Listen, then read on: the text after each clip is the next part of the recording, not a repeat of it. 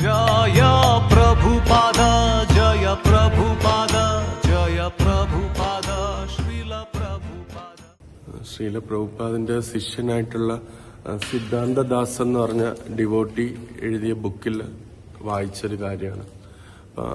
സിദ്ധാന്തദാസ് പ്രഭു ഒരുപാട് മുതിർന്ന ശ്രീല പ്രഭുപാദിന്റെ ശിഷ്യന്മാരെയും ശ്രീല പ്രഭുപാദുമായിട്ട് അടുത്ത് ഇടപഴകിയിട്ടുള്ള ആൾക്കാരുടെയൊക്കെ അവരുടെ പ്രഭുപാദുമായിട്ടുള്ള അവരുടെ ബന്ധത്തിൽ ഉണ്ടായ കാര്യങ്ങൾ എഴുതിയിട്ടുണ്ട് ബുക്കിൽ.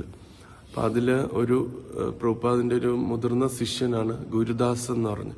അപ്പം അദ്ദേഹത്തിന്റെ ഒരു സാക്ഷാത്കാരമാണ് അതിനകത്ത് പറയുന്നത്.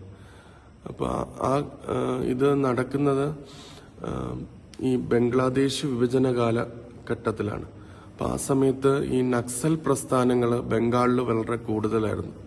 നക്സൽസ് എന്ന് പറഞ്ഞാൽ ഒരു കമ്മ്യൂണിസത്തിന്റെ ഭയങ്കര ഒരു തീവ്രമായ ഒരിതാണ് നക്സൽസ്.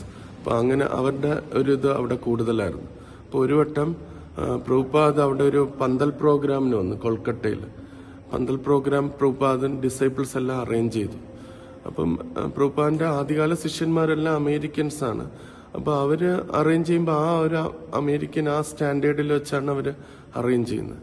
അപ്പം വലിയ പവലിയനാണ്, സ്റ്റേജൊക്കെ ഉണ്ട്. അതിനകത്ത് പ്രഭുപാദിന് വലിയ വ്യാസാസനമൊക്കെ വെച്ചിട്ടുണ്ട്. ഫ്രണ്ടിൽ കുറേ ചെയർസ് ഇട്ടിട്ടുണ്ട്. ഏറ്റവും ഫ്രണ്ടിൽ കുറച്ച് റിസർവ്ഡ് ആയിട്ടുള്ള ചെയർസ് ഇട്ടിട്ടുണ്ട്.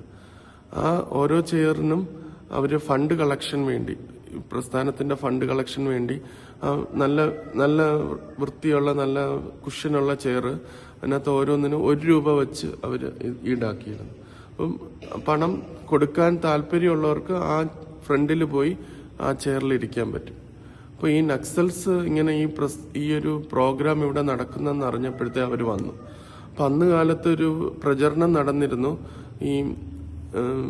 ഈ വിദേശീയരായിട്ടുള്ള ഇസ്കോൺ ഡിവോട്ടീസ് എല്ലാം അമേരിക്കയുടെ CIA ചാരന്മാരാണ് എന്നുള്ളൊരു ഇത് നടന്നിരുന്നു.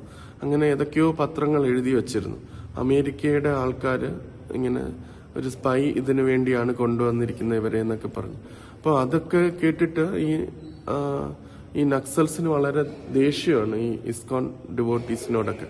അപ്പോൾ അങ്ങനെ അവർ വന്നിട്ട് ഇത് നോക്കിയപ്പോഴത്തേന് കുറച്ച് ഫ്രണ്ട് ചെയർസ് റിസർവ്ഡ് ആയിട്ട് ഇട്ടേക്കുന്നു. അപ്പോൾ ഉടനെ തന്നെ അവര് വഴക്കുണ്ടാക്കി, ഞങ്ങൾക്ക് അവിടെ ഇരിക്കണം എന്ന് പറഞ്ഞു.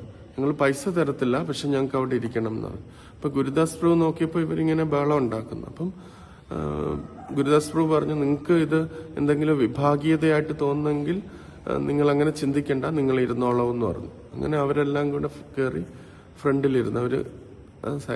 അവർ ഈ ലെക്ചർ കേൾക്കാനോ പ്രഭുപാദിനെ കാണാനോ അല്ല വന്നത്, എങ്ങനെയും ഇതിനകത്ത് വഴക്കുണ്ടാക്കുക എന്നുള്ള ഉദ്ദേശത്തിലാണ് വന്നത്.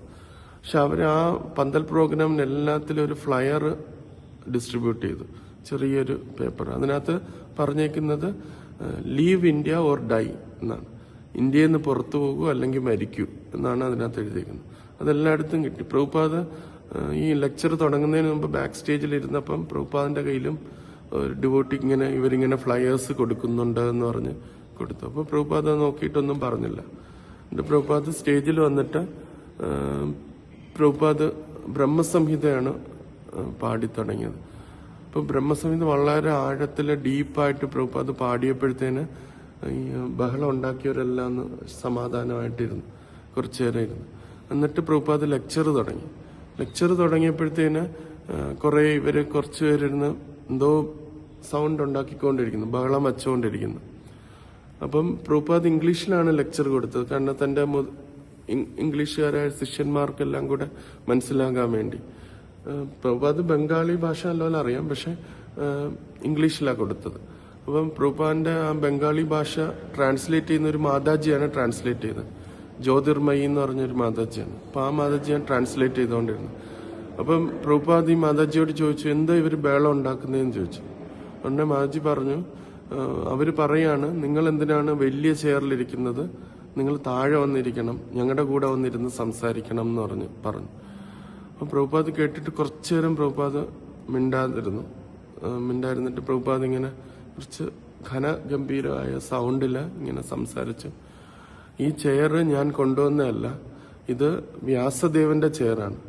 അപ്പോൾ വ്യാസദേവനുള്ളതാണ് ഈ ചെയർ. ഈ ആർക്കാണോ ഭാഗവതം വ്യാസദേവന്റെ ആ പരമ്പര അനുസരിച്ച് സംസാരിക്കാൻ പറ്റുന്നത് അവർക്ക് ക്വാളിഫൈഡ് ആണ്, ഈ ചെയറിൽ ഇരിക്കാനായിട്ട് ക്വാളിഫൈഡ് ആണെന്ന് പ്രഭുപാദ് പറഞ്ഞു.